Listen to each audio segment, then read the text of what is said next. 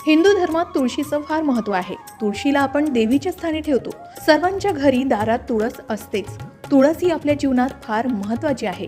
तिचं धार्मिक महत्त्व तर आहेच, शिवाय आरोग्यदायी देखील खूप फायदे आहेत. आपल्या दारातील तुळस ही हिरवीगार आणि बहरलेली असावी ह्यासाठी आपले प्रयत्न चाललेले असतात. कारण तुळशी घरात असल्यास वाईट नजरेपासून सुद्धा घराचा बचाव होतो. या उलट वाढलेली तुळस घरात ठेवणं अशुभ मानलं जातं. मात्र ही पवित्र तुळस सुकली किंवा वाळली अथवा कोमेजून गेली तर काय करावं, असे बरेच प्रश्न तुळशीच्या बाबतीत विचारण्यात येतात. तर या सुकलेल्या तुळशीचं विसर्जन कसं करावं, तुळस सुकली असेल तर सुकलेल्या काड्यांचा उपयोग कसा करावा, त्याचा पूजेत उपयोग कसा करावा, ज्यामुळे तुमच्यावर भगवंत लवकर प्रसन्न होऊन आशीर्वाद देतील. शिवाय भगवंत तुमच्या पूजनाचा स्वीकार करतील.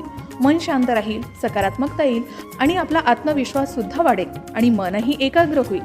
याबद्दल सविस्तर माहितीचा व्हिडिओ तुम्हाला आमच्या YouTube चॅनल आणि Facebook चॅनलवर पाहायला मिळेल.